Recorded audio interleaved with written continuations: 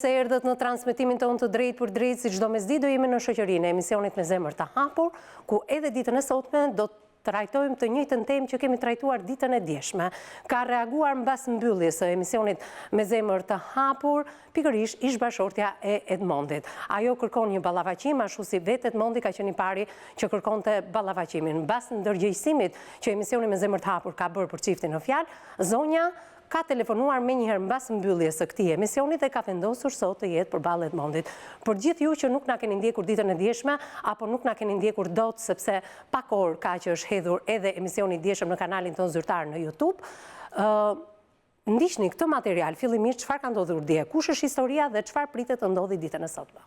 Miqtë mi, mirëditë dhe mirë se erdhët në transmetimin tonë të drejtë për drejtë si çdo mesditë edhe ditën e sotme. Sot në studion e emisionit me zemër të hapur do të rikthehet historia e Edmondit. Një ditë më parë, 35 vjeçari, rrëfeu se prej një viti nuk ka asnjë kontakt me vajzën e tij. I riu rrëfeu se pas 8 vitesh martesë erdhi divorci. Ai tha në studio se shpeshherë nëna e tij ka ndikuar në marrëdhënien që ai kishte krijuar me bashkëshorten. Ai më tregoi shumë gjëra mi fjalë, më tregoi gjithë, më tregoi të vërtetën. Për atë fillim e besova faktikisht. Më tregoi që kishte qenë një herë martuar. Po. Mu më duk sikur mu hap lirshëm fare. Thash, kjo thash mendon me veten time, kjo kërkon mbështetje tash ti. Edhe unë po ja jap këtë mbështetje. I mora përsipër të gjithë. Po. Paragjykimet nga mbrapa, që do kisha paragjykime nga mbrapa. Po pse do kishe Edmond paragjykime ti? Kishe pasur më parë lidhje të tjera? Vendoset i them mamit, babit, familjes mi fjalë. Po.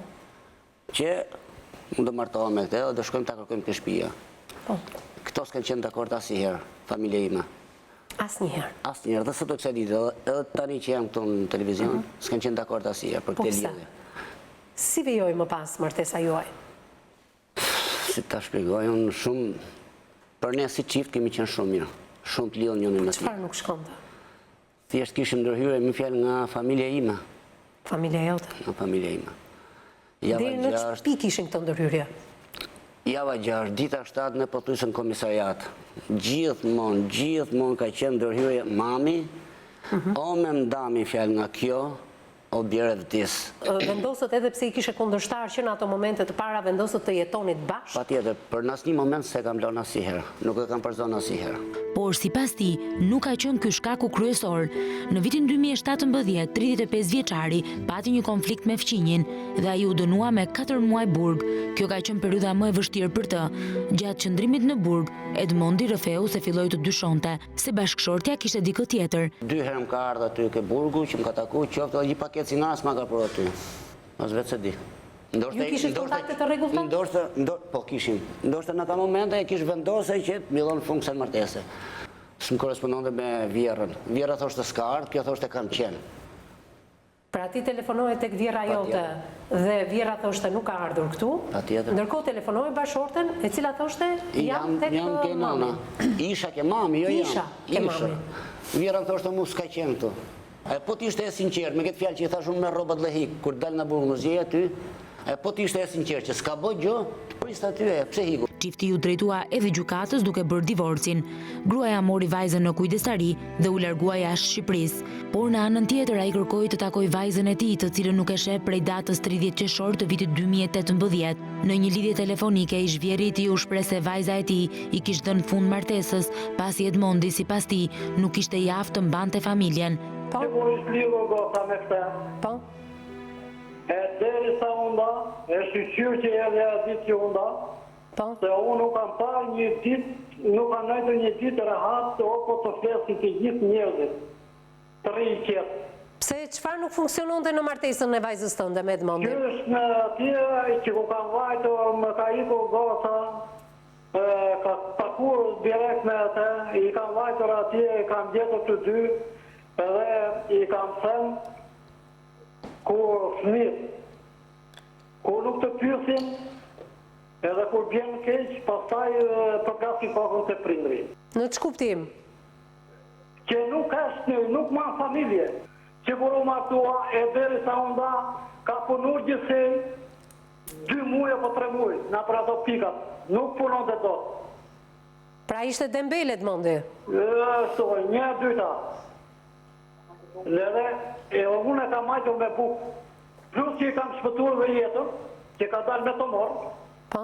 kur njerëzit e ati ka hajnë lule djeli, unë paguajnë e parat. Po njëra jo vajza, ajo mesa ime, që ka ren, që ka baba më të tilë. Në anën tjetër, ish-bashkëshortja ka mbyllur çdo komunikim me të. Pas insistimit të emisionit me zemër të hapur, ajo pranoi që sot të përballet me Edmondin në studio.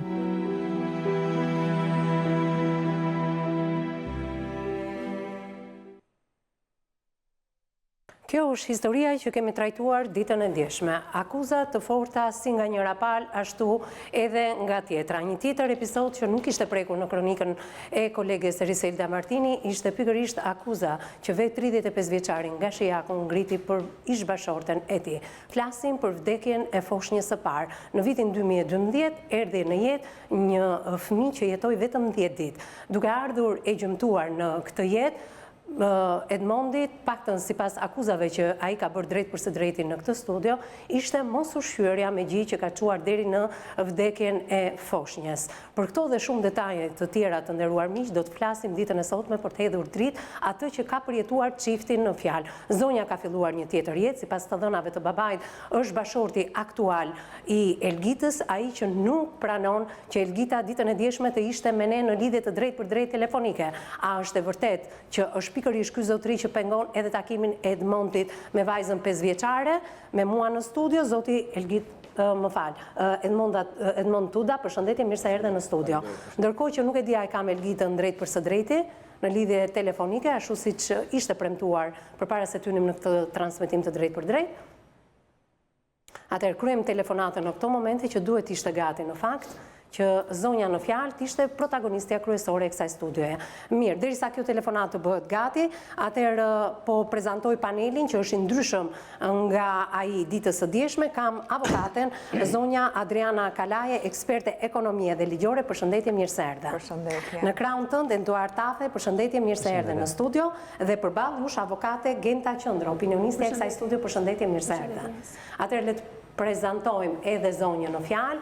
Elgita është në një lidhje të drejtë për drejtë telefonike nga Greqia. Përshëndetje, Elgita. Duhet prisim edhe pak, atëherë nisim diskutimin me personazhin e studios, është Elgita. Atëherë, përshëndetje, Elgita. Përshëndetje.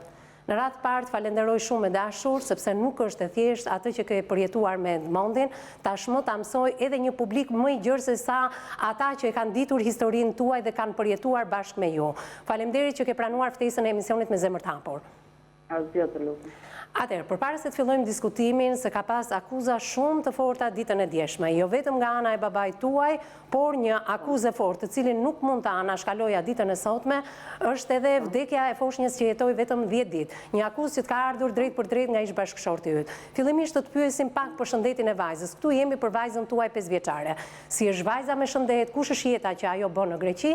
Duke qenë se Edmondit i mungon vajza për një viti, nuk ka kontakte me të, dhe ne jemi të interesuar të dim se kush është jeta e voglushës. Atëherë, vajzën e kam këtu prezente, po ju shikon live, shikon babain e saj. Atëherë të lutem, këto janë rregulla, të lutem, Elgita, përpara se të fillojmë, të lutem ma largo nga ekrani i televizorit, pikërisht vajzën tuaj 5 vjeçare është një rregull që duhet ta ndjekësh. Vajza nuk mund të na ndjekë në mënyrë kategorike na.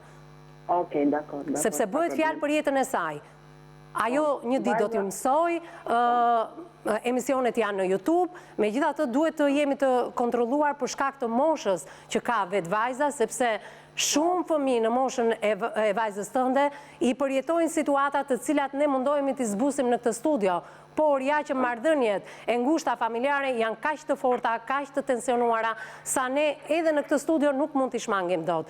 Atëherë, le të marrim masa të paktën të jemi të qetë moralisht. Po, vajza u largua vetë. Është larguar vetë. As nuk e ka asgjë. Faleminderit, si duket më ka ndjekur mua. Mirë. Vajza është në shëndet të plot, është në rregull, kam bërë dokumentat, kam regjistruar për në kopës. Është shumë mirë, çdo kusht i ka këtu, domethënë duhet të flas më shumë për vajzën për arsye se vajza, fëmia, që si jam unë nën, ti e ti janë të gjithë fëmijën si ta mbash, të mban, e kupton. Po. Edhe vajza nuk e kërkon, unë nuk e kam ndaluar. Për këtë gjë t'jeni ju të bindur edhe ai vetë, se si unë e pas videon që ai foli, edhe ka folur shumë gabim për mendimin tim, se unë, si prindrit e mi, që ai dije i bërit keq edhe nuk la gjë pas thënë, ato prindrit e mi nuk e kam ndaluar. Unë vërtet e mora rrugën e emigrimit për një jetë më të mirë si për veten time, edhe për vajzën time, por ati, kur ai person ka dal nga burgu, unë i kam thënë, shkoj mere, nuk të ndaloj, dhe është aty prezent, në qoftë se unë vinjej, ai ta mohoj këtë gjë. Unë i kam thënë, gotën mere, si që është e imja, është edhe e jotja. Unë nuk ta ndaloj. Edhe sa për prokurën, ja kanë kërkuar prindrit e mi dhe ka thënë, sa t'je mund gjallë, ajo vajzë nuk del nga Shqipëria. Të kuptoj. Elgida, le të ndalojmë në disa probleme për cilat ju folët, keni folur fillimisht për vajzën dhe fokusi i këtij emisioni, të falenderoj dhe për bashkëpunimin tënd, do jetë vetëm vajza. Unë, se e pasi ishit shprehur dhe ju gabim, mua nuk më ka ndaluar dikush. Bashkëshorti që unë kam aktualisht është mjaft i kuptueshëm. Edhe unë dje jam lajmëruar nga prindrit shumë vonë. Emisioni juaj kishte mbaruar, e kupton? Atëherë, Elgida, të bëj një sqarim? Nuk doja apo më ndalonte bashkëshorti. Atëherë, Elgida, të bëj një sqarim të lutem? Nuk e di se sa transparent janë treguar prindrit me ty. Ne kemi marrë prindrit e tu për para se të hynim në transmetim të drejt për drejt. Nuk kanë bashkëpunuar as të na jepni numrin tënd për cilin e mbanin përgjegjësi, as të kalonin numrin ton të telefonit për cilin besoj se gjithë teleshikuesit tashmë e din se kush janë numrat me cilën duhet të kontaktojnë këtë emision, dhe nuk jam shprehur unë gabim. Kanë qenë fjalët e babait tënd, Zotit Sadik, bashorti aktual që ka Elgida nuk e lejon të flasi atë në telefon. Pra, duhet i mbaj përgjegjësitë babai jot dhe jo ne. Gjithsesi, në këtë studio janë thënë akuza shumë të rënda.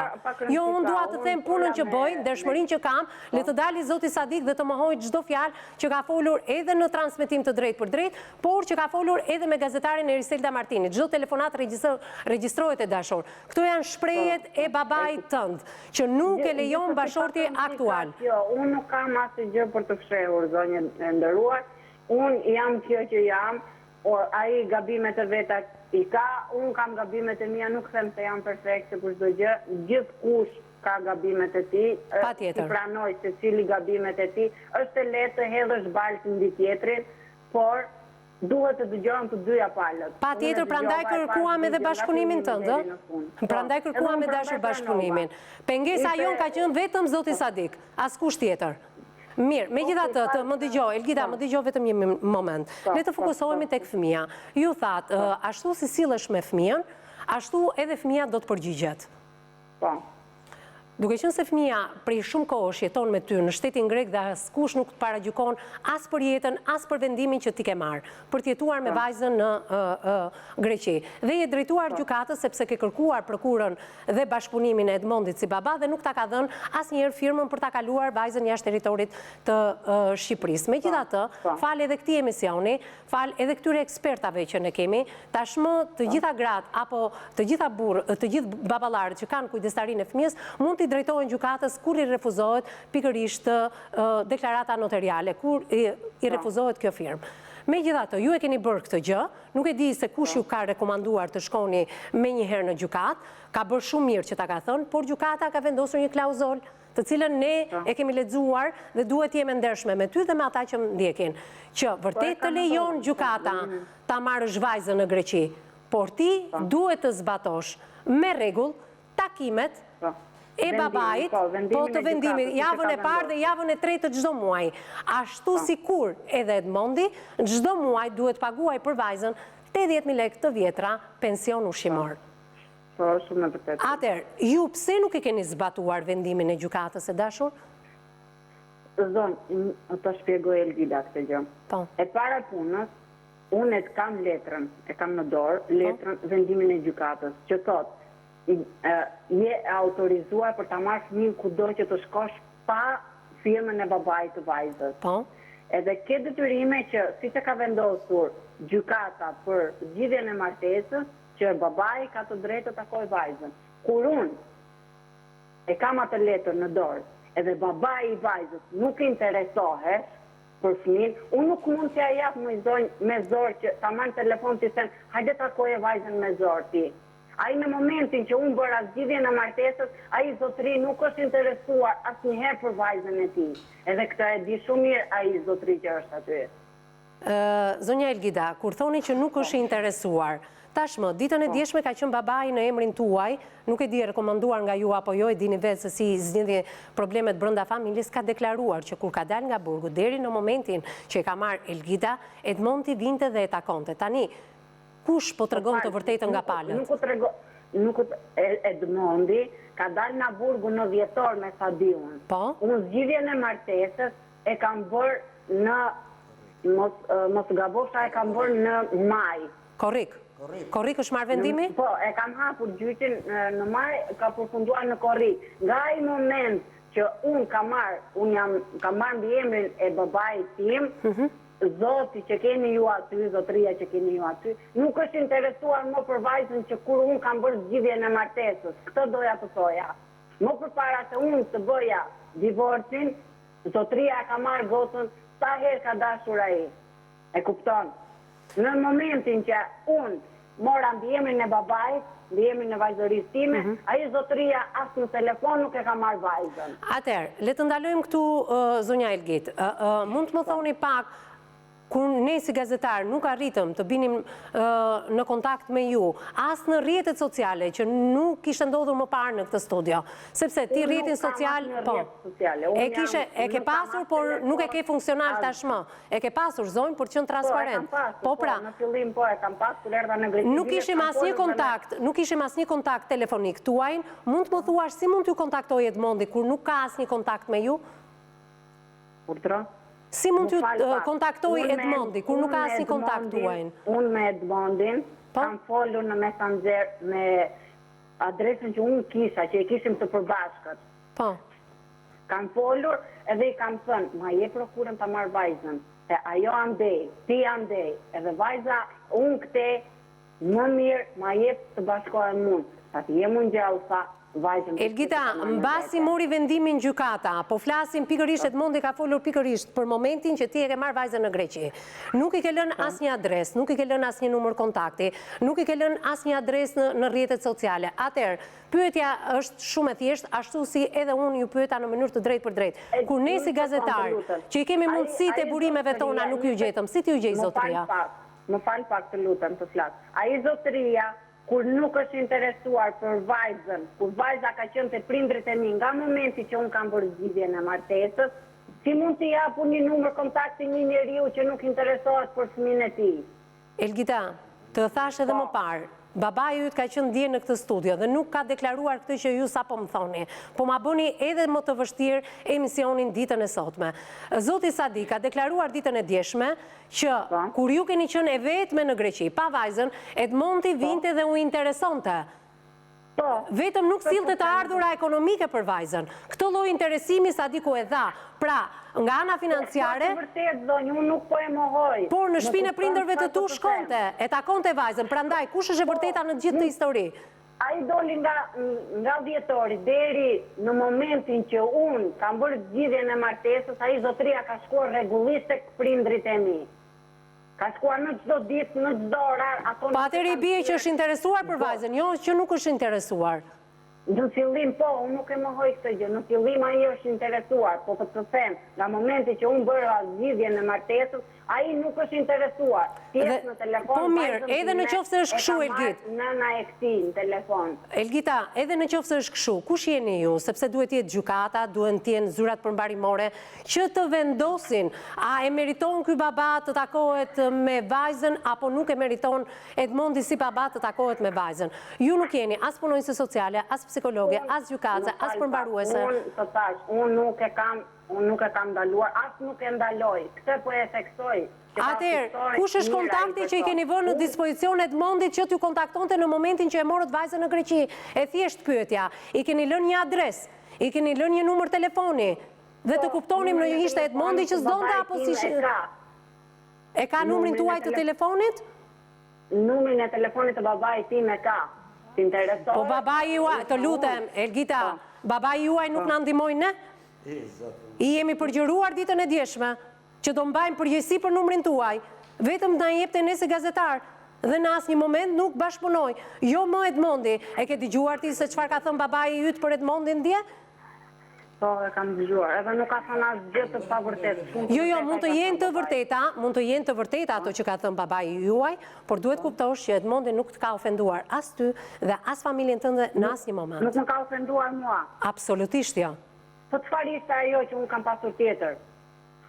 Ke pasur tjetër? Çfarë ishte ajo që Nuk e ka përmendur në asnjë moment që ke pasur tjetër. Kam pasur dyshime, tha, por jo për lidhje tjetër, që zonja tregonte që ishte tek nëna e saj kur e merrja në telefon dhe nëna e saj deklaronte që nuk ka ardhur këtu. Atëherë, unë e merrja në telefon, i thoja ku është vendodhja dhe ju nuk ja tregonit vendodhjen. Dhe kjo është shumë gabim nga ana Edmondit. Mos mendo se ne këtu e kemi lavdëruar Edmondin për çfarë ka bërë me ty. Por gjithsesi jemi për vajzën në këtë studio. Pra, kur ju e merrni vajzën me një vendim gjykate dhe shumë mirë keni bërë, po pa lënë asnjë adresë, pa lënë asnjë kontakt, atëherë ne nuk mund të hedhim baltë mbi Edmondin, pse i duhej Edmondit të vinte në këtë studio. Unë isha në Greqi, i thash, jam në Athinë, do më japësh prokurën për të marrë vajzën? Jo. E mora me vendimin e gjykatës, ai e kam pyetur vazhdimisht prindrit e mi, janë interesuar për vajzën? Jo, askush nuk ka marrë. Ai në qoftë se ishte prind i përgjegjshëm dhe interesohesh kaq shumë për fëmijën e tij, mund të merrte. Ti thoshte zoti sa di, të lutem, vajza ka ikur, po mund të më japësh? Atëherë e vendosja unë. Unë kur nuk ja kam daluar, si që jam unë prind, është edhe ai. Unë ja kam thënë, sido që t'jesh, sido që të shkojnë punët, mes ne të dyve, vajza është e jotja, kudo. Edhe ka thënë, edhe në gjykat, për gjithën e martesës zotëria më ka thënë, okej, unë kjo të shikoj jetën e saj, unë dua që kjo të jetë me vajzën, por dua të kem komunikim, kur ai person nuk është interesuar, qoftë edhe tek prindrit e mi, por çfarë t'i japu një arsye, kur ai mund të thoshte, si që ka marrë, deri dije ka marrë prindrit e mi për të folë me supën, ai të thoshte që dua të flas, e dije ka marrë vesh që ka iku në Greqi, po të më japi të kem një komunikim me vajzën. Ai nuk është interesuar. Unë nuk do t'i them me zor që na një numër telefoni dhe fol me fëmijën tënd. Të lutem, jo, zoj, nuk është kështu. Elgita, duhet jem transparent, nuk është kështu. Në momentin që fëmija merret me vendim gjykate jashtë kufijve të Shqipërisë, je detyruar të lësh kontaktin tënd, por je detyruar të lësh edhe adresën tënde. Gjithsesi nuk do flasun. Të lutem, do flasin ekspertët. Do flasin ekspertët, ke 2 avokate dhe janë zonja në këtë rast, ke dhe një psikolog.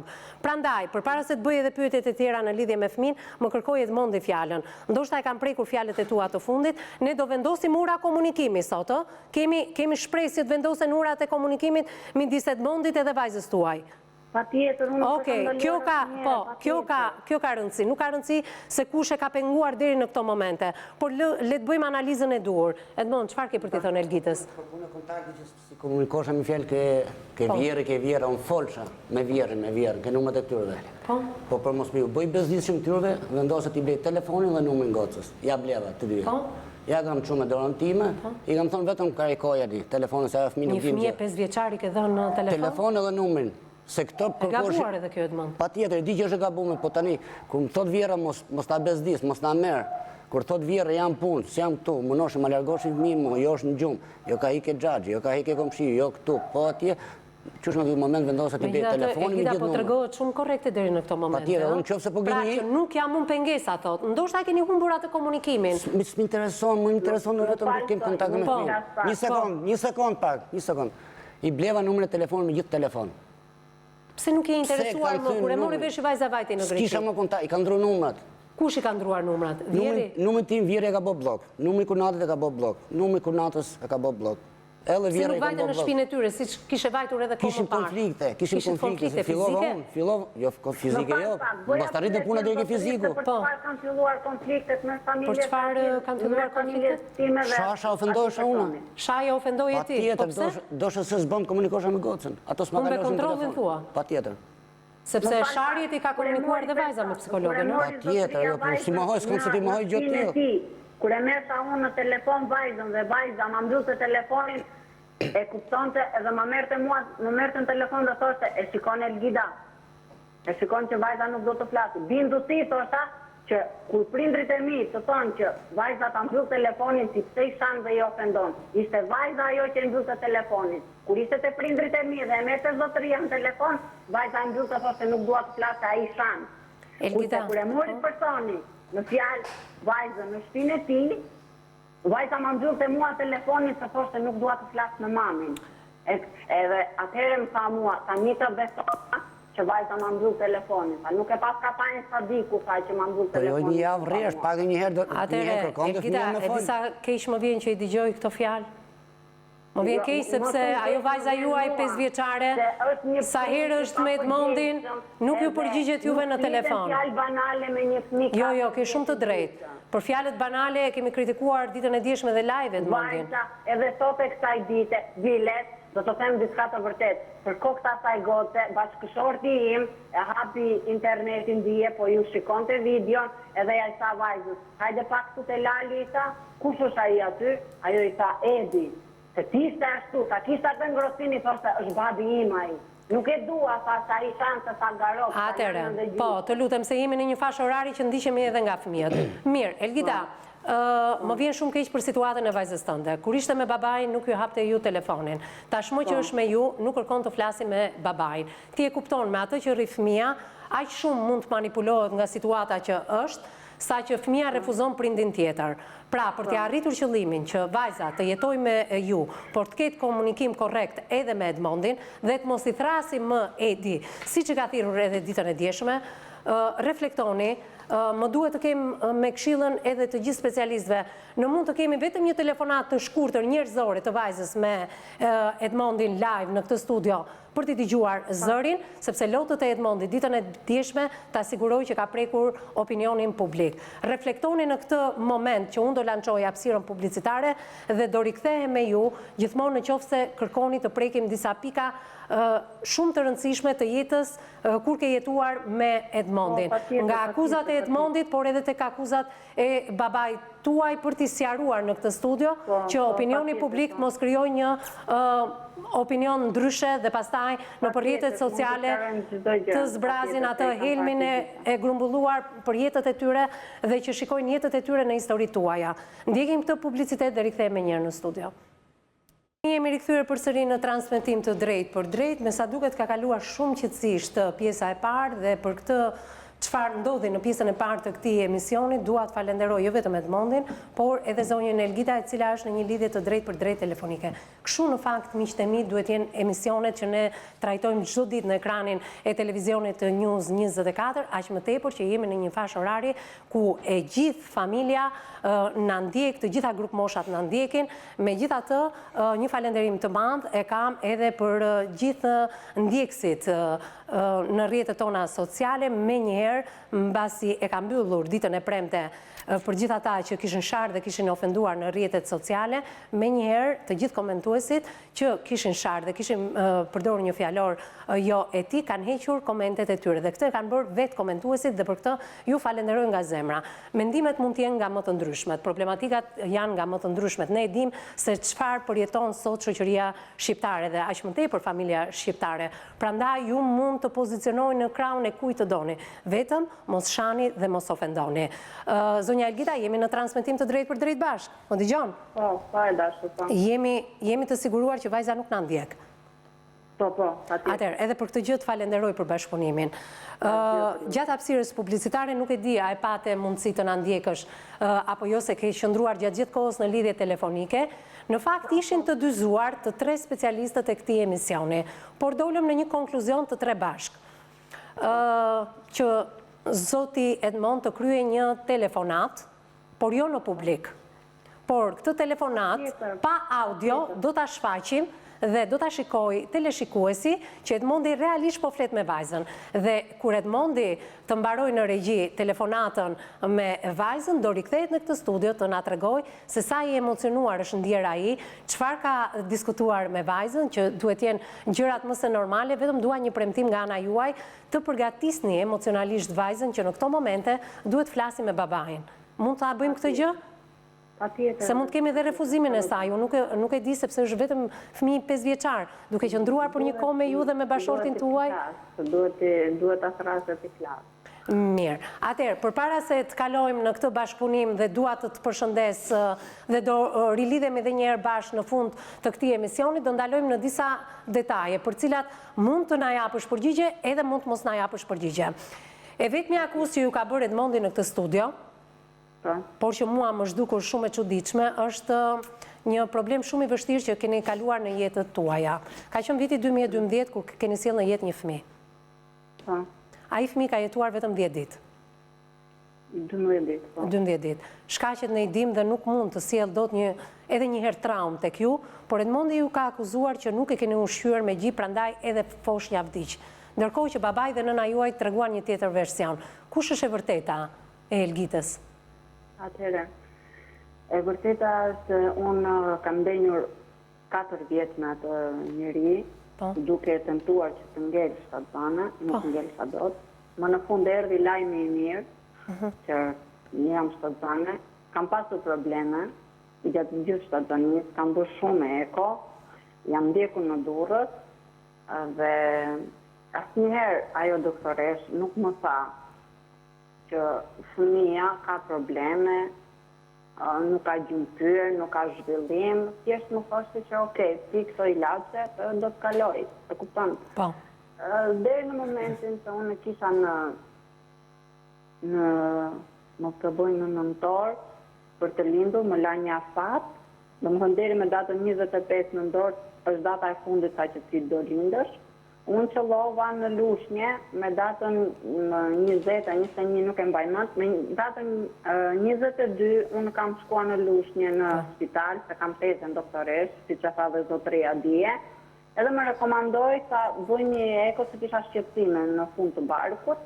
Shkova dhe doktoresha u traumatizua dhe tha kjo sa duhet të hyrë në operacion direkt sa seansar ujrat dhe po thahet lëkura e fëmijës. Nuk ka më ujra fëmija brenda në placent. Më futëm direkt në operacion. Unë nuk shkova për të lindur në lushnje si se theksoi zotëria dje në emision. Unë shkova për vizit, isha tek prindrit e mi, edhe zotëria dinte shumë mirë se ishte në mua. Unë shkova për vizit, nuk mora as rrobe, as gjë, thjesht shkova për të bërë një eko, se së ndjesha mirë, e thjesht e kam marrë në telefon dhe i kam thënë merë robet e dura që unë kam bërë gati, edhe hajde se mua do më fusim në operacion. Pse çfarë ka ndodhur, thash, nuk mund të duroj dhe 3 ditë fëmia pa u bërë operacion. Dhe që ishte me kokë lartë, nuk kishte kthyer, domethënë për 3 ditë që do lindë unë, nuk kishte kthyer në pozicionin për të lindur. Në moment që unë jam futur në sallë të operacionit, kanë qenë 3 doktorë profesionistë në lushnje, nuk dua t'ja përmend emrat. Edhe ai që mua më ka bërë operacion thjesht është ulur dhe i ka thënë infermierëve, doktor të tjerë, unë atë femër nuk e prek më me dorë. Është traumatizuar nga fëmia që ka parë ashtu. Se fëmia këmbët nuk i kishte deri tek gjunjët të dy. Nuk kishte shenja gjenitiale, ishte as tun as got. Kuptova. Probleme me mushkrit fëmia kishte. Nuk ishte zhvilluar tamam. Nuk ishte të ndenjura që mund të rritesh ai fëmijë edhe të rrinte ulur. Ishte kurriz komplet.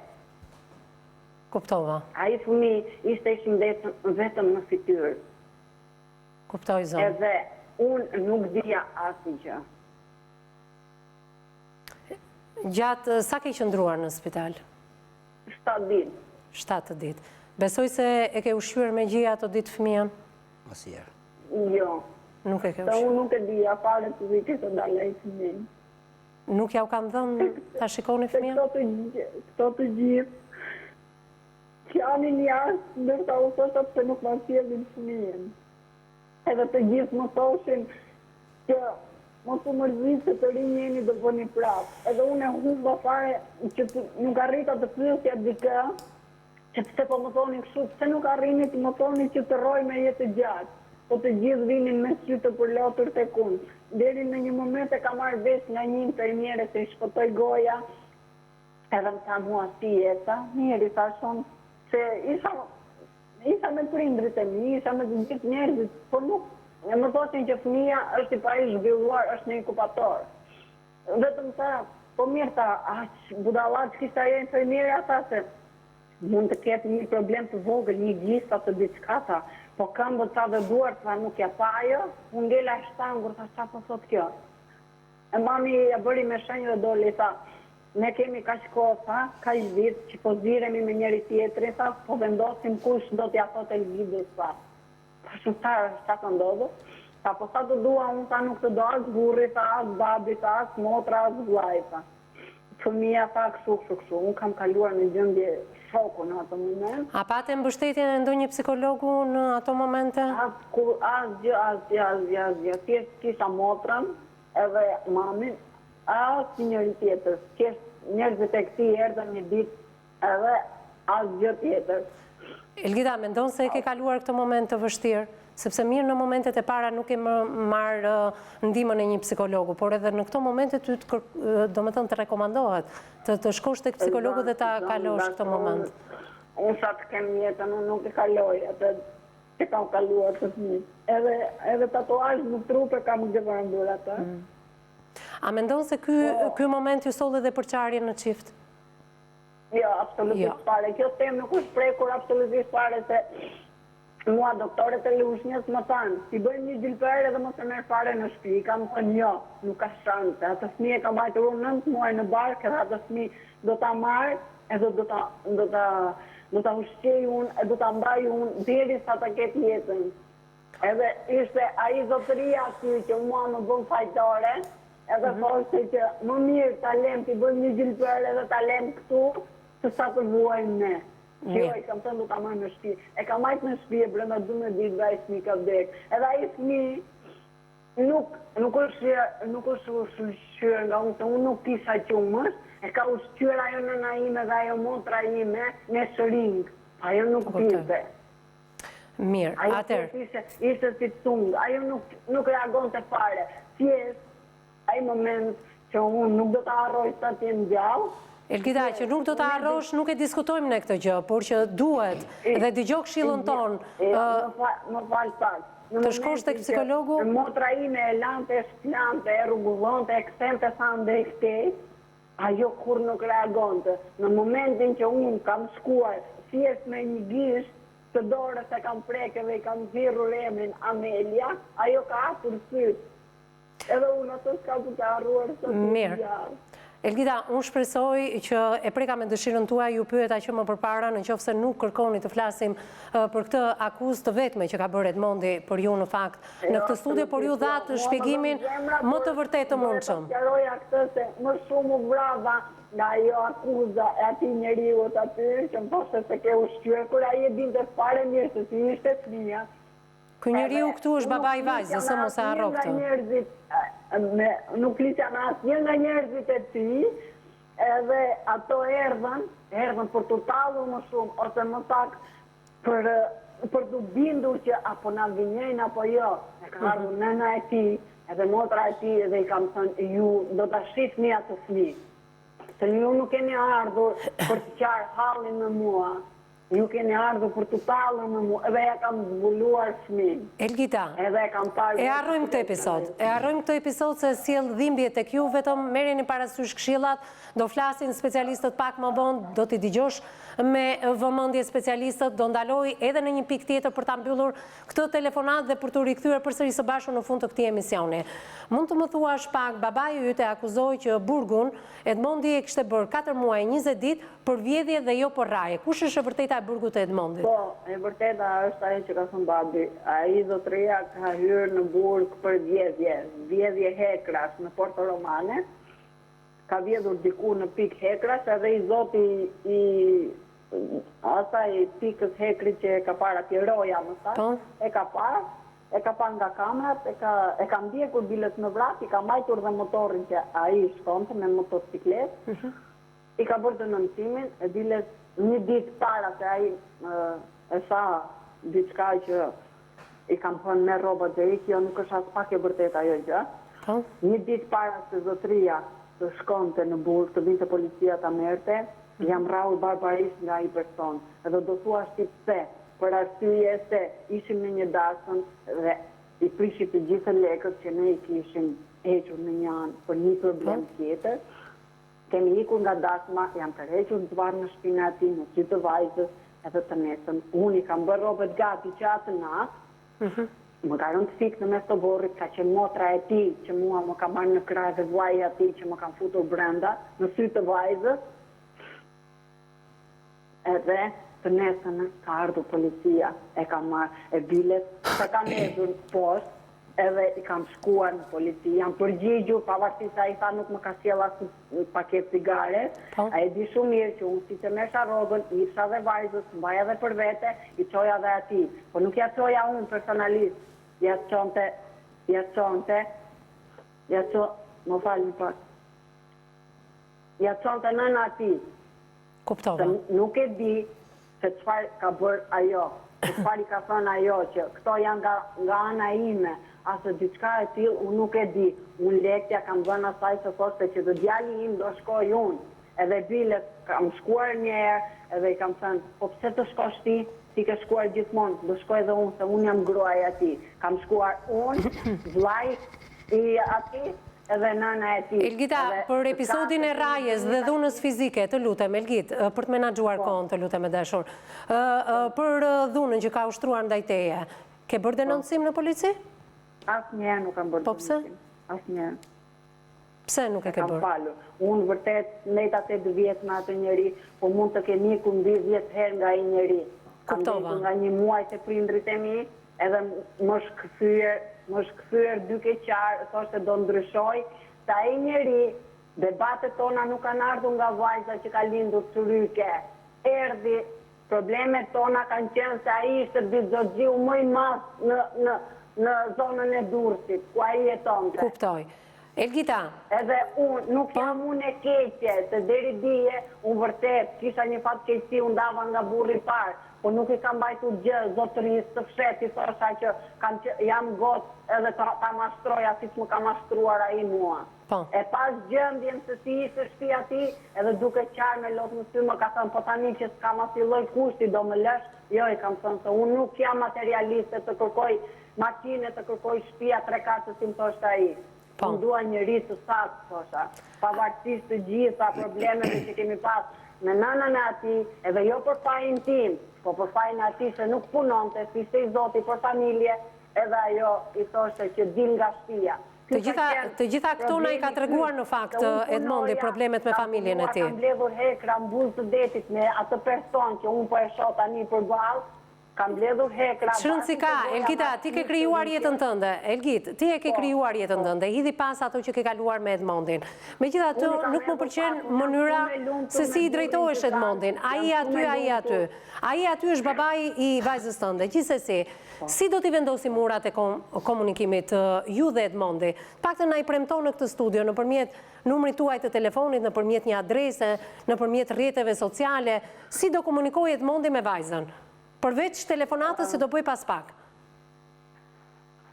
Mund t'i blej një numër telefoni dhe mund të flasë. Unë nuk e kam problem, unë nuk e kam ndaluar asgjë, por mua një njeri është vdekur në momentin që unë kam ikur, e kam hep mbrapa, kam filluar një jetë të re. Por ty është i vdekur Edmondi si bashkëshort, por jo si babai vajzës, edhe këtë duhet ta dish. Bravo, këtë doja të thosha. Por mua si person ai është i vdekur. Ai është babai vajzës, nuk të flasi unë kurrë, edhe asnjëherë nuk kam për të ndaluar. Unë kam jetën time, nuk dua probleme, jam shumë e lumtur me këtë që kam. Ky nuk më pengon as pak, ka thënë, vajzën unë do të rri si time.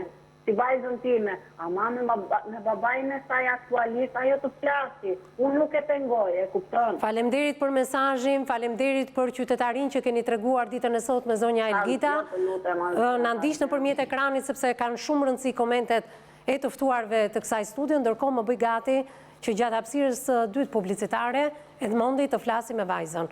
Para përgatit vajzën emocionalisht, që të flasi me babajnë, vetëm kjo telefonat nuk do t'i gjohet me audio në publik, sepse kështu vendosën specialistët tanë. Faleminderit e dashur, jetë lumtur dhe shpresoj të mbash premtimin deri në fund. Të blesh një numër të ri të telefonit që të kontaktoj Edmondi me vajzën. Faleminderit edhe një herë. Edhe me respektin ndaj zonjave, do doja që ditën e sotme ta nisja me Eduardin. Eduard, kjo është e vërteta e Elgitës, ndërkohë një të vërtet të djeshme ti besoj se e ke ndjekur edhe nëpërmjet emisionit të djeshëm të asaj çfarë tha Edmondi në këtë studio. Ajo që mua më vjen mirë për herë të parë në këtë studio, treguam një qytetari për gjithë ata që na ndjekin. Pra, nuk pati tone të larta, nuk pati ofendime ndaj njërës apo tjetrës palë, pati heshtje dhe respektua pala e cila ishte në fokusin e këtij emisioni ditën e sotme.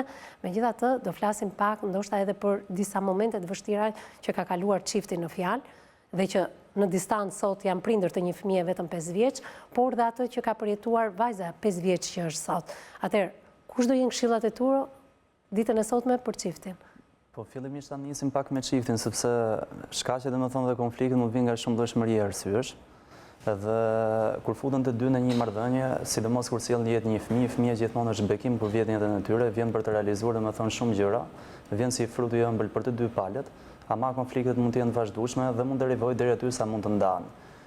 Problematika kryesore ne na qëndron sepse kur ndahet çifti, fillojnë ndahen domethënë dhe fillojnë sulmojnë gjithmonë njëri tjetrin, pasi kanë shkatruar martesën, fillojnë sulmojnë dhe ngrenë akuza ndaj njëri tjetrit dhe aty ku mbaron martesa fillon dhe lufta, pastaj nëpër gjykata e nëpër vende të tjera. Tani bijem ke kujdesaria e fëmijës. Kujdesaria e fëmijës normalisht e merr njëri nga prindrit, ai që është më në gjendje dhe i ofron kushte më të përshtatshme dhe më optimale për të jetuar. Ama të dy prindit bëjnë shkelin të drejtat e fëmijës, sepse të dy nuk kanë bashkëpunim me njëri tjetrin për t'i ofruar fëmijës atë terrenin e duhur familjar. Fëmija ka domethënë të drejtën e vet për jetuar në një ambient sa më të përshtatshëm me të dy prindrit biologjik, ama ka dhe nevojën e vet që të rritet nga dy modelet e dy prindërve. Fakti që dy prindrit qëndrojnë të ndarë, ndoshta të afërt ose edhe në distancë large siç janë, duhet të kenë një mënyrë shumë të mirë bashkëpunuese për mirërritjen e këtij fëmije. Sepse prindrit duhet të jenë në gjendje bashkëpunuese shumë të mirë dhe duhet të jenë tepër të sinqertë në respektin e këtij bashkëpunimi. Elgida, se po e përmend emër, që është mamaja e vajzës. Elgida sot është e martuar me një bashkëshor tjetër. Ama Elgida duhet të kishte përgatitur atë fëmijë, se fëmia është ende i vogël për terrenin e ri në cilin do jetojë. Për njeriu që ndoshta në të ardhmen do marrë dhe ato kujdesin prindëror, si një prind i dytë, po jo prind biologjik. Do thotë që edhe fëmia në tilla raste duhet përgatitet, atje ku do ikë, atje ku do jetojë me partner rit mamas tij. Këta gjëra domethënë nuk janë marrë. Dhe çfarë ndodh? Ndodh kjo që kur ndahen dy bashkëshort, domethënë dy prindër një fëmije, shpesh herë duke luftuar me njëri tjetrin, peshë më të madhe emocionale e vuan fëmia. Peshë më të madhe emotive e vuan fëmia. Fëmia ka nevojë për të dy palët dhe të dy duhet ta ruajnë fëmijën nga kjo gjë. Do të thotë që edhe nëse këta të ndahen, mund të kenë një lloj armiqësie sot, por duhet të jenë miq shumë të ngushtë për të arritur atë fëmijë. Sa është frytet e dy palëve. Prandaj që duhet më ulë sa më shumë nivelin e akuzave ndaj njëri tjetrit, ulim sa më tepër nervozizmat, të rrisim më tepër qetësinë, të rrisim dhe dëshirën. Në kontakt, unë nuk po akuzoj njëri, as nuk e kam pas mend me akuzoj njëri. Në fakt, e di çfarë më ka bërë përshtypje në qytetarin tuaj, se një lloj falënderimi e dua edhe për ju, që ti i kuptoje gabimet dhe ishe shumë i sinqert në momentin që në fakt ke ofenduar prindrit e ish-bashkëshortes tënde, e ke deklaruar në këtë studio dhe asnjëherë nuk na e ke mohuar ne. Kanë vujtën nga goca. Në momentin që ato rezistonin të mos bëje takimet me vajzën, në ato moment kur takoje vajzën, gjithë mllëfin e akumuluar ja shfrye vajzës duke sharë prindrit e Elgitës. Jo, nuk është i thosha gocës unë. Jo, se vajza është shprehur tek psikologja, e kemi dëgjuar dhe ditën e djeshme. Vajza Genta është shprehur tek psikologja që babi shan nënën dhe gjyshin. E ke gabim, e kanë ushqy këto e kam mësuti, babi jote më shajti kështu, më shajti ashtu. Edhe ti i ke sharë, faktikisht. Patjetër, po. Patjetër, për Vjehrrin edhe Vjehrën, edhe kunatin, po jo gocën. Jo gocën, jo, nuk po flasim për vajzën. Vjehrrin dhe Vjehrën tënde, por edhe kunatin tënd, e ke sharë në sy të vajzës dhe vajza refuzon të takoj sepse shaje familjarët e nënës. Atë se ti unë po nuk shifsha gjose ku ishte vajza, ku ndodhet goca tani. Unë nuk e shifsha. Mirë pra, kjo nuk ka asnjë lloj justifikimi sepse i thojnë atore që babi jote shajti kështu, babi jote kështu, atore kanë ushqy. E disa punë të duhet për të folur me vajzën, kërkuan bashkëpunimin e Elgitës, të paktën të bësh këtë telefonatën e shumë pritur. Se lotët e tu në fillim të emisionit të djeshëm kam prekur opinionin publik. Ne presim me padurim, si gjithë teleshikuesit që ti të flasësh me vajzën, vetëm të duhet shumë punë, shumë qytetari. Do merret enkas një numër telefoni që ti të komunikosh me vajzën. E di. Në zërë po e presë. Me gjitha të kjo meriti takon edhe zonjës, po të takon edhe ty. Me gjitha të, amësojmë ne nga gabimet tona qofte edhe në këto moshë Eduard të shpyetja ime drejt. Në për studio televizive, mi fepse të rritë punë marrë dejnë në për këto studio televizive, me bo publike. Ja për këtë shërbejmë ne, pavarësisht se nuk e kupton opinioni publik në shumicën e rasteve për këtë që jemi. Mirë vjera që e kanë këshi, po ti, i hullo poshta do 8 vite, kalo gocën, ti mos folë telefon. Po ma ato që pas ka kaluar zonja nga dhëna fizike dhe në gjithë shka tjetër? Kelon babën e fëmijës mrapa. Mi pra, si baba fëmijë do të respektoj, e tha Elgita. E tha bukur, do të bosha publike una. Asu nuk dojnë që të bote publike kështu. Po mira, duhet një lloj ndërgjegjësimi. Se dhe ju pjesë të shoqërisë tonë jemi. Se unë jam mas aktiv në rrjetet sociale, për që ta ndjek në për Facebook, në për ku janë këto. Po mi pra, edhe zonja nuk ka. Ka pas një adres Facebook, atë e ka mirë fare edhe... Mirë, ja ta lëmë shprehet specialisti. Edhe në qëse Edmondi nuk është ai babai perfekt, si çdo dëshiron dhe ti ishte edhe bashkëshortja e tij, është babai biologjik i fëmijës dhe ka drejtat e tij për ta dashur, për ta takuar, për të biseduar, gjë që nuk ja mohon dot, as në mënyrë njerëzore, as në mënyrë ligjore. Janë dy gjëra që nuk i mohon dot. Atëherë, si duhet ta ndihmojnë vajzën? Ta ndihmojnë vajzën duke lidhur një lloj komunikimi, sepse shpesh herë dëgjohet thotë burri nuk vjen ta takojë ose gruaja nuk vjen ta takojë. Të dy prindit janë përgjegjës për fëmijën dhe të dy duhet bashkëpunojnë fort. Nëse nuk ka linjë, duhet ta gjejë tjetër linjën.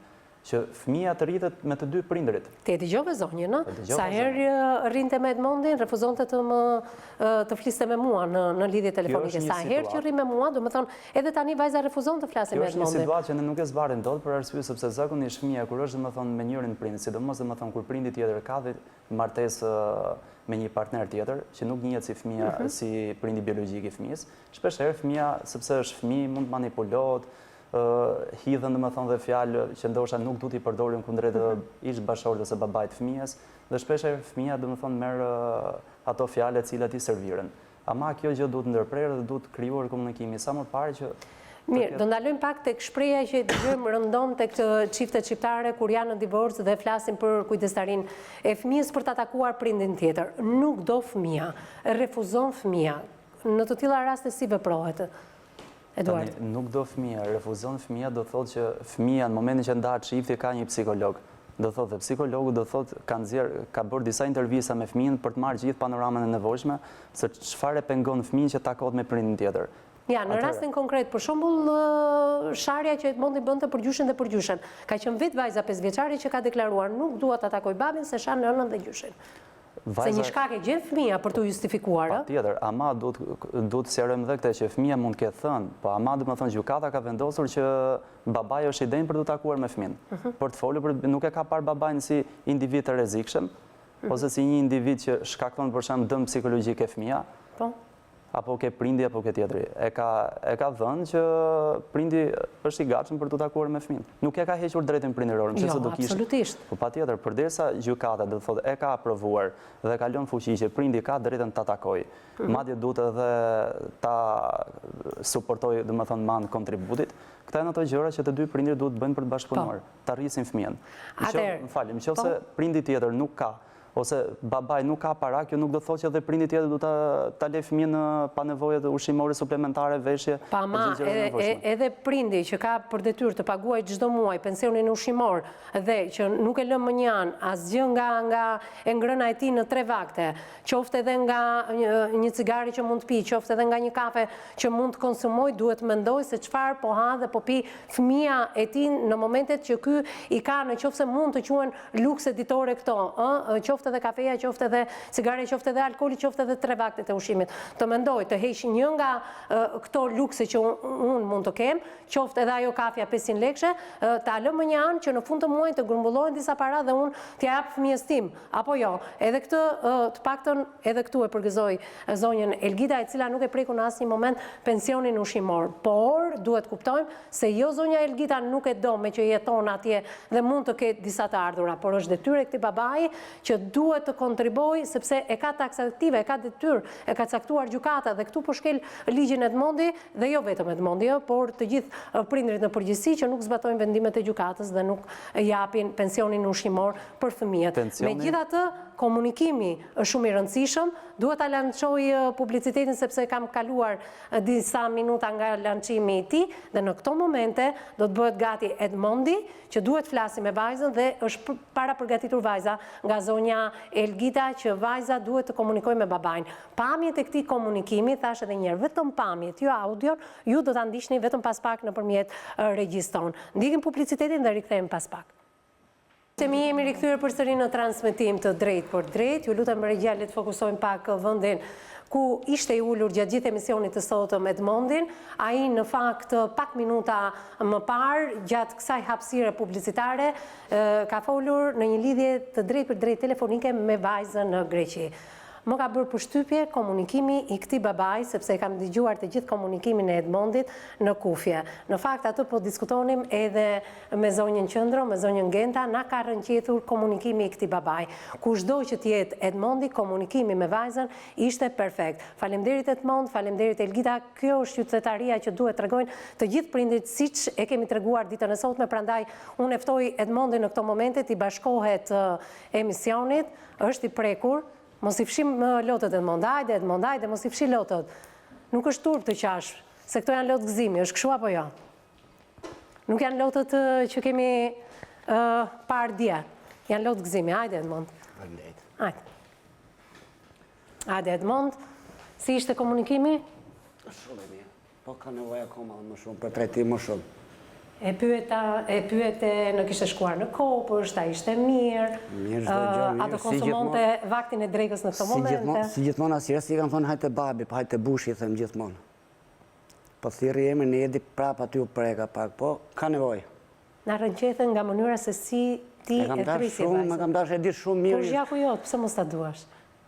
Unë kam rraf nusën tim, e kam rraf me i fjallë, aq keq e kam rraf. Mos ma thuaj këtë gjë tani, mos ta prishim magjin e këtij momenti. I kam pas kërkuar gjithmonë një gjë. E kam pas fut më bolle bek i goca.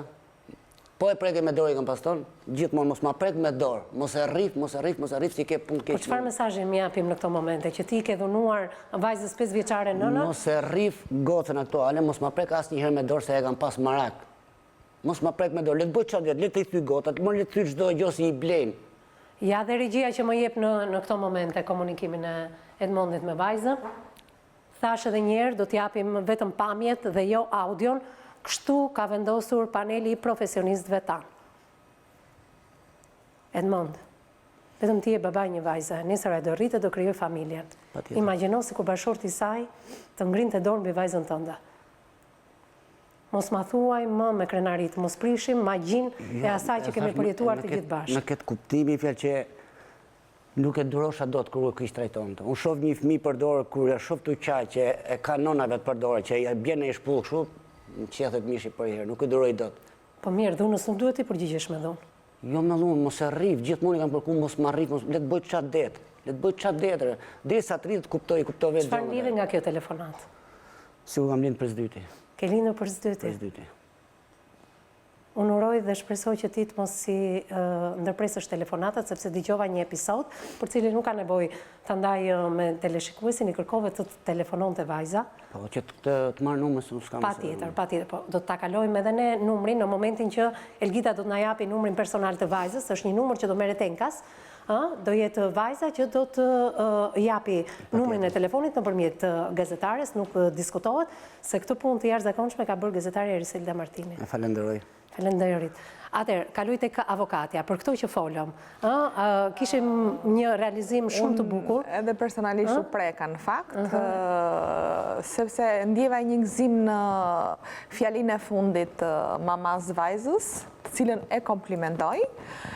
Pasi po të shikojmë edhe vendimi gjykatës, unë këtë doja, edhe tani erdhi një moment që komplimente e emisionit, gazetares të gjithve, sepse ju Evis e thatë në fillim që interesi primar, maksimal, këtu është interesi fëmis. Po të shikojmë, më bëri shumë përshtypje tek vendimi gjykatës, tek rekomandimet. Dhe këtë ja them dhe Edmondit që është prezent në studio, po edhe mamaja e vajzës, e cila nëse po na ndjek, ku thot, nëse do të krijohet mundësia, fëmia të ketë kontakte sa më të shpejta me babain. Kjo është në interes të babait, në interes të nënës fëmis, po mbi të gjitha është interesi primar i fëmis. Unë doja të theksoja vetëm një gjë. Vendimi i gjykatës është i detyrueshëm për të dy prindrit e fëmis. Nëse Edmondi ka të drejtë të takoj fëmin, Edmondi ka detyrim t'japi kontributin financiar për mirëritjen dhe mirë edukimin e fëmis.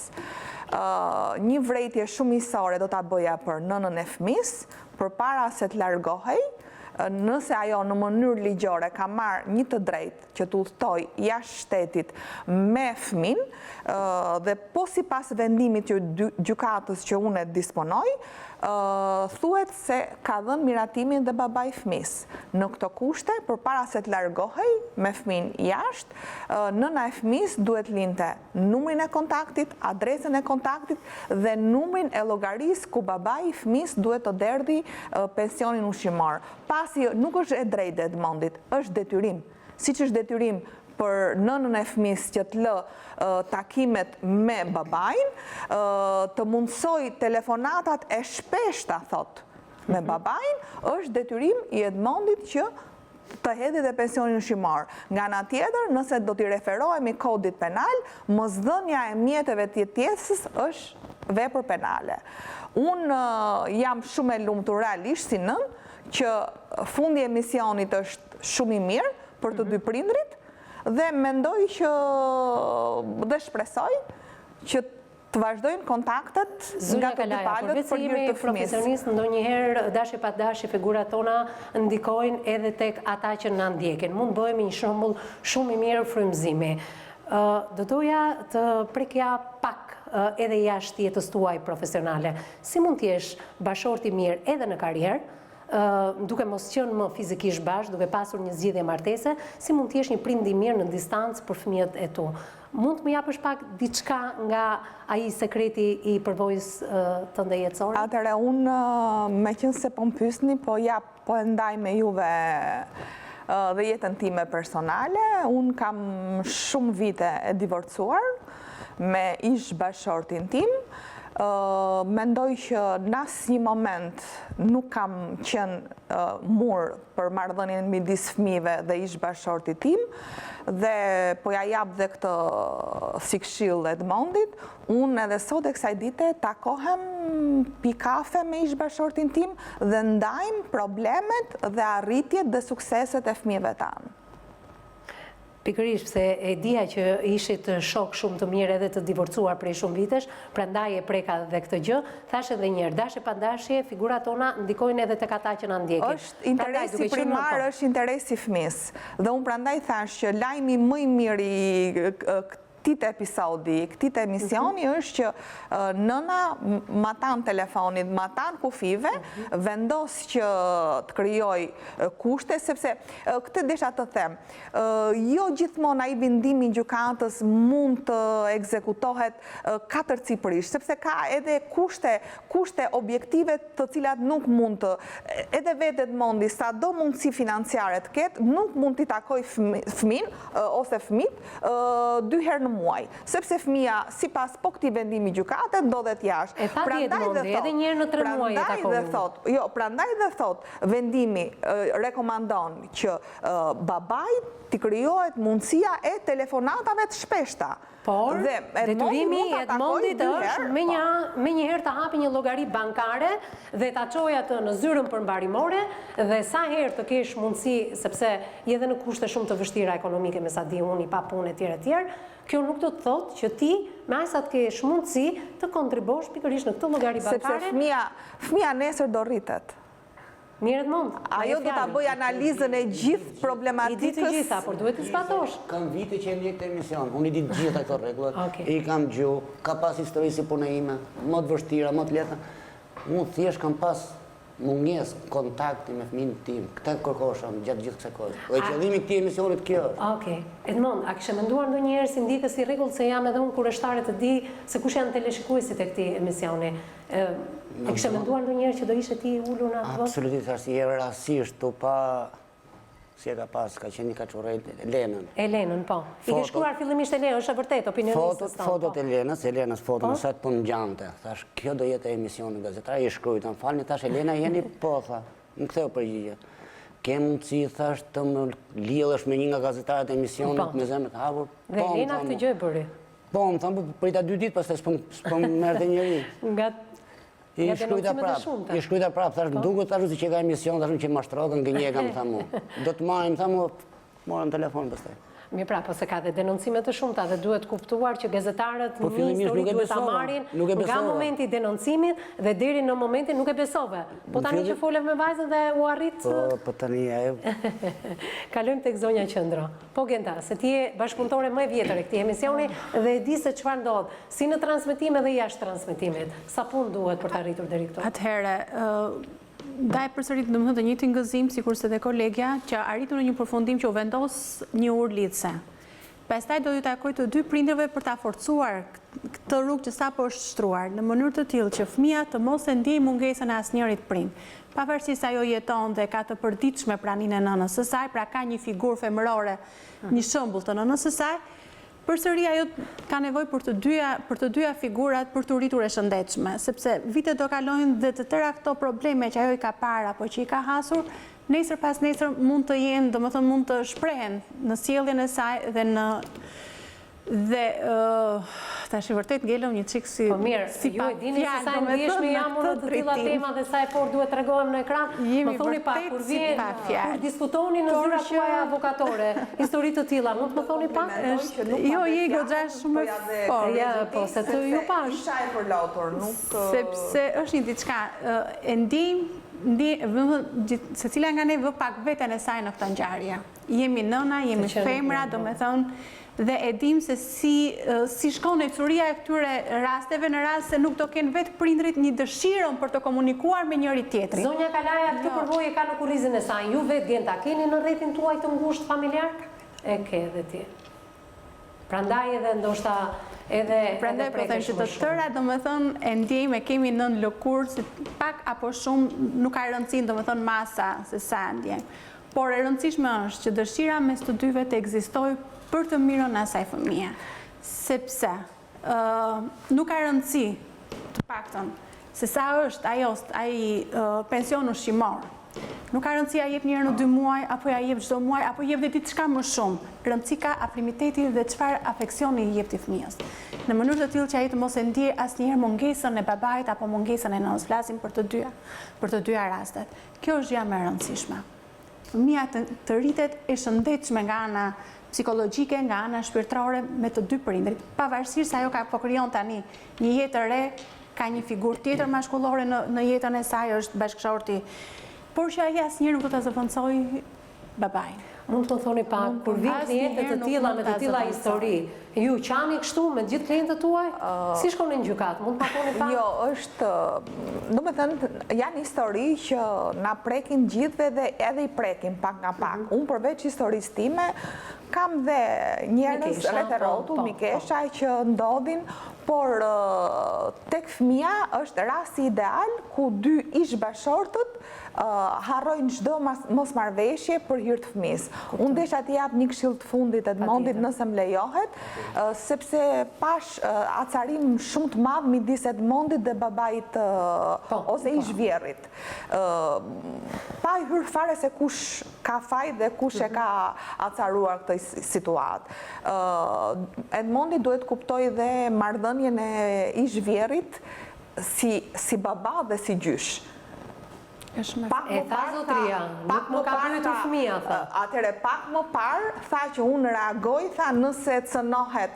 Atëre çfarë reagimi duhet bëj ai si baba i Algitës? Atëre unë them që edhe Edmondi duhet ta vë pak veten në pozicionin e ish-Vjehrrit. Pra, nëse edhe ish-Vjehrri ka reaguar që sa ti je mund gjallë etj, duhet mendosh se edhe atit i ka ardhur çik situata jashtë kontrollit. Eduard? Çfarë ndjeve mbas gjithë kësaj që ndodhi? Dëgjova pak Edmondin që indikuar emocionalisht që thaj përdorja dhunda i gruas kur prekte fëmijën. Domethënë, ke fëmia nuk duhet të predikojmë, domethënë, ose fëmia ta marrë si vlerë edukative dhunën, sepse është një sjellje e mësuar që ndoshta në të ardhmen, domethënë, instinktivisht edhe mund ta përdori. Dhe së fundmi do t'i thojë që pagesa që bën është kontribut dhe është detyrim domethënë përcaktim nga gjykata, ama është obligimi i personal që ti të shihesh, takohesh, ndoshta edhe ta suportosh njëtën e saj, në rritjen e saj, edukimin, kolegjin dhe gjithë ato gjërat.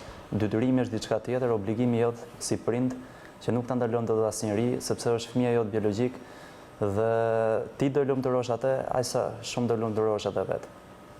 Faleminderit për prezencën në këtë studio. Përpara se t'ju falenderoj dhe publikisht për atë çfarë kemi përjetuar ditën e sotme, le të përshëndesim edhe një herë Elgitën. Roli kryesor e meriton kjo zonjë që me qytetarinë e saj na dha një mësim të drejtë për drejtë se si bëhen programe të tilla televizive, se si duhet jetë komunikimi i babait me fëmijën, se çfarë ka përjetuar një grua, ashtu siç ka përjetuar jo vetëm Elgita jon, por edhe shumë Elgita të tjera që po na ndjekin në transmetim të drejtë për drejtë, por Elgita në fakt ja ka dalë. Elgita edhe një herë të përshëndes. Ju përshëndes edhe. Faleminderit shumë. Jo, ne jemi mirënjohës për atë që na falet ditën e sotme, që na tregove se si mund bëhet dhe si mund të realizohet një emision i tillë, qytetarie për gjithë ata që na ndjekin, vinë këtu dhe bën atë shohun e tyre televiziv dhe balta e gjithë atyre që na ndjekin hidhen mbi ne, edhe pse ne gjithmonë tregohemi të kujdesshëm, i porosisin personazhet tan, i porosisin edhe specialistët mos përdorin një gjuhë të ashpër, por ditën e sotme na ka dhënë një leksion të mirë të gjithëve. Elgit, sa kohë na duhet të vihemi në kontakt midis Edmondit edhe Vajzës? Sa kohë na duhet ai numri telefonit? Për brenda kësaj jave, për 4-5 ditë, them se po. Për 4-5 ditë. Atëherë do kontaktosh Eriselda Martinin, ndërmjetësja e këtij emisioni, me njëherë numrin do t'ja japim Edmondit. Unë të falenderoj, të përshëndes dhe jetoje jetën tënde sepse meriton të jesh e lumtur. Ti dhe Vajza. Shumë faleminderit. Faleminderit dhe të përshëndes drejt për drejt nga Tirana. Edmond, në më premtosh që të bësh babai mirë. Nuk do shash më? Absolutisht, unë jam shumë i qetë për gjithë. Do fillosh të hapësh atë llogarinë bankare, do ma sjellësh llogarinë bankare, sa kohë duhet për ta hapur. Le të jetë aty, ta çosh tek përmbarimi, le të jetë aty në momentin e parë, pastaj është një hap tjetër që ti duhet nisësh më një herë punë. Patjetër. Ma premton këtë që? Në fakt, unë desha t'i jap edhe një këshill. Na ndjek zonja, na ndjek edhe fundit. Me qëse zonja është jashtë dhe ne kemi disa banka të cilat janë banka greke dhe kanë filiale, duhet zonja t'hapi llogarinë bankare dhe t'ja nisi numrin nëpërmjet telefonit që do hapet, t'ja nisi numrin e Edmondit. Kështu do bëhet, sepse kështu është ligji. Faleminderit Edmond. Shpresoj që nga fundi i javës apo nga java tjetër, sepse edhe shumë rastet të tjera janë zgjidhur dhe shumë shpejt stafi emisionit me zemër të hapur do realizojë me rastet e zgjidhura, sepse nuk jeni vetëm, por ka edhe disa raste të tjera të cilat janë zgjidhur fal këtij transmetimi. Faleminderit që ishe me mua në këtë studio dhe të njoha nga afër. Vetëm tashmë paç vetëm të mira. Falenderoj avokatin, falenderoj psikologun, falenderoj opinionisten që e pati dhe ajo shumë të vështirë ditën e sotme edhe pse është bashkëpunëtore prej kohësh e këtij emisioni. Një falenderim të madh për gjithë ata që më kanë ndjekur ditën e sotme në këtë transmetim të drejtë për drejtë dhe jo vetëm sot, por në këto 15 vite transmetimi këtu në televizionin News 24 nga e hëna në të premte nga ora 12 deri në orën 13:30. Vazhdoni jepni mendimet dhe opinionet tuaja edhe në rrjetet tona sociale, në Instagram dhe në Facebook. Bëni dhe denoncimet tuaja për të bërë pjesë e kësaj studio. Na gjeni në agjencinë e lajmeve Balkan Web, Gazeta Shqiptare Online. Të gjithë ju që nuk e keni ndjekur dot historinë e Edmondit, as ditën e dieshme dhe as ditën e sotme, emisioni sotëm hidhe ditën e nesërme, që në mëngjes në orët e para të mëngjesit në kanalin tonë zyrtar në YouTube. Kjo është faqja jonë zyrtare. Faleminderit për ndjekësit e shumë. Bashkë do takohemi nesër në mesditë. Deri atëherë miru takofshim, mos harroni se është përsëri një histori po kaq e dhimbshme sa kemi trajtuar historinë e Edmondit dhe jo vetëm, dhe shpresoj që edhe historia nesër të marrë një zgjidhje si kjo që mori ditën e sotme dhe na fali këto emocione. Bashkë takohemi nesër në mesditë, deri atëherë mbasditë të këndshme.